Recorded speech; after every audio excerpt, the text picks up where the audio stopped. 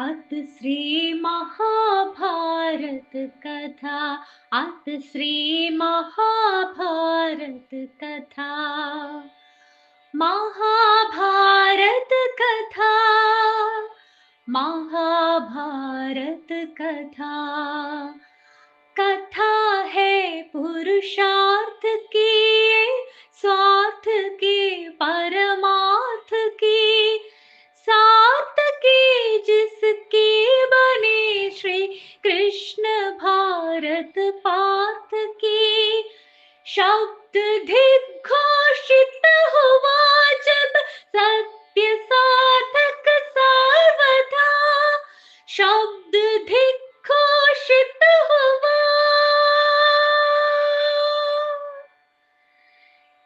यदा यदा हि धर्मस्य ग्लानिर्भवति भारत, अभ्युत्थानम् अधर्मस्य तदात्मानं सृजाम्यहम् परित्राणाय साधूनां विनाशाय च दुष्कृतां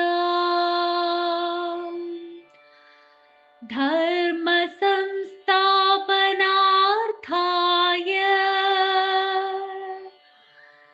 संभवामि युगे युगे।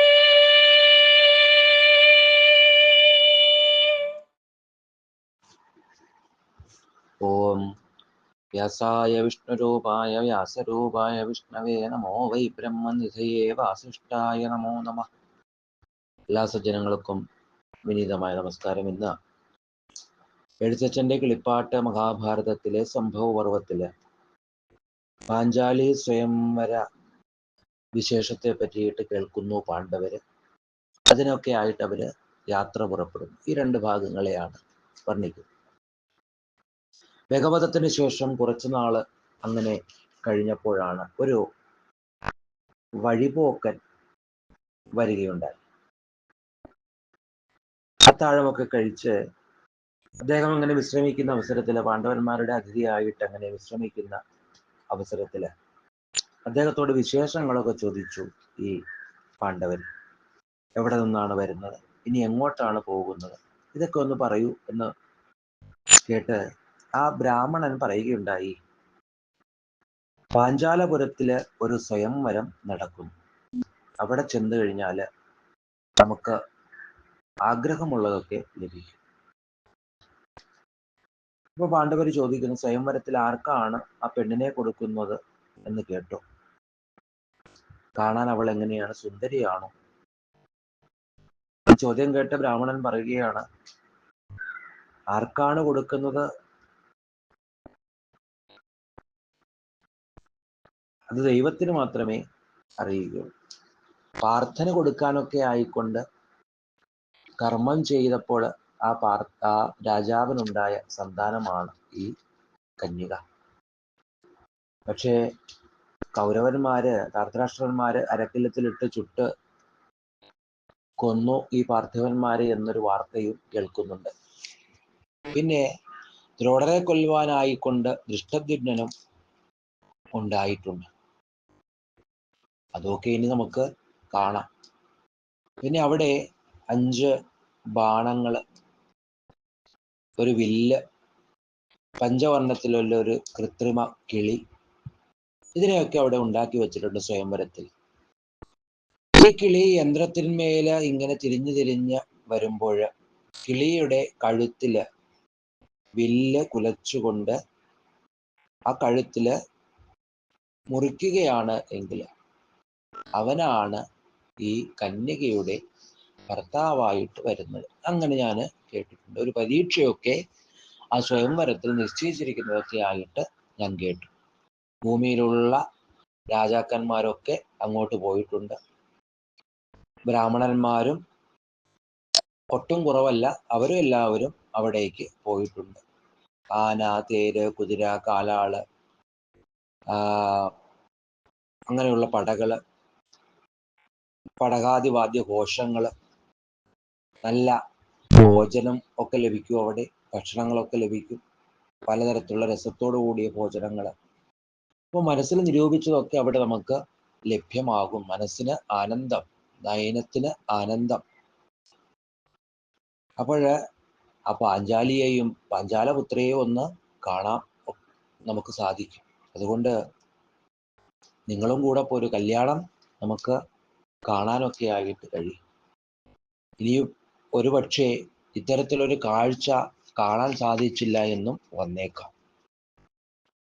ഇപ്പൊ ബ്രാഹ്മണ വേഷധാരികളായിരിക്കുന്ന പാണ്ഡവന്മാര് ഇത് കേട്ടു.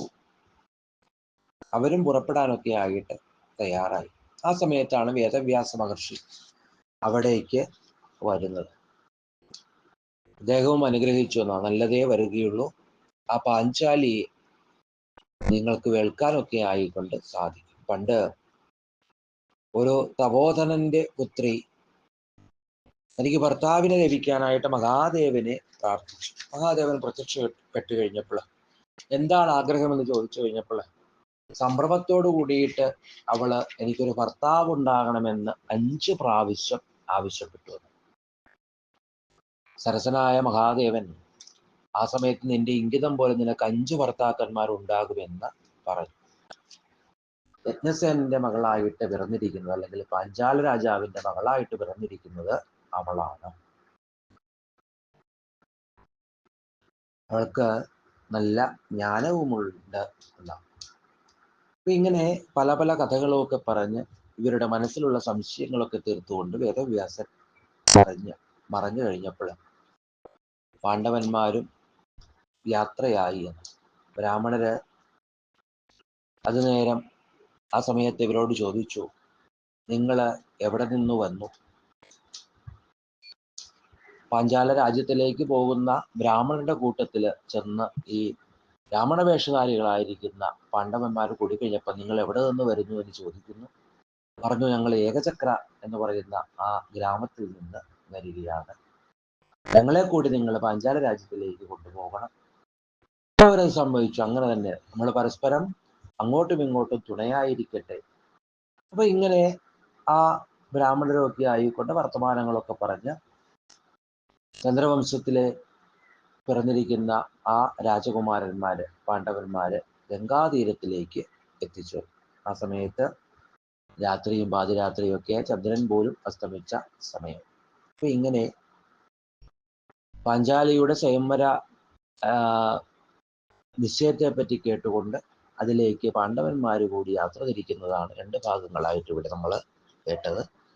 എല്ലാവർക്കും ഭഗവത് അനുഗ്രഹം ഉണ്ടാകട്ടെ എന്ന് പ്രാർത്ഥിക്കുന്നു. സർവം ശ്രീകൃഷ്ണ പാദാരവിന്ദാർപ്പണമസ്തു.